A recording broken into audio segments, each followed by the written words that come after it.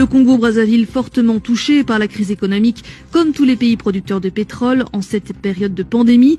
Le Congo-Brazzaville négocie de nouveau un prêt avec le FMI alors que le précédent a été annulé pour cause de non-respect par les autorités congolaises des conditions d'obtention.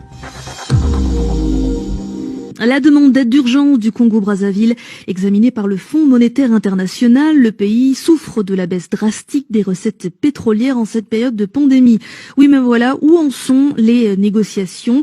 Comment se déroulent-elles alors que les relations entre le FMI et Brazzaville sont compliquées? Élément de réponse avec Florence Maurice. Selon nos informations, la demande d'aide introduite par Brazzaville auprès du FMI porte sur 300 millions de dollars et son examen est toujours en cours.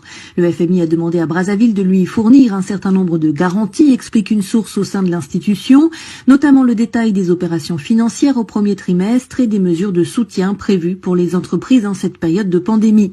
La décision d'accorder ou non cette aide est en revanche dissociée, assure cette source au sein du FMI, de l'épineuse question de la dette contractée par le Congo auprès de plusieurs négociants en pétrole, une dette d'1,5 milliard de dollars qui empoisonne depuis longtemps les relations entre le Fonds monétaire et Brazzaville.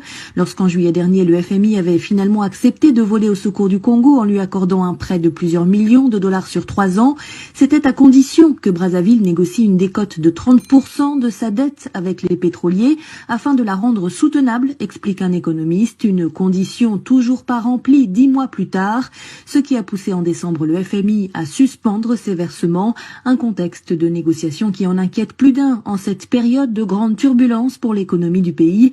Nous avons perdu la confiance des institutions financières internationales, redoute une source congolaise proche de ce dossier.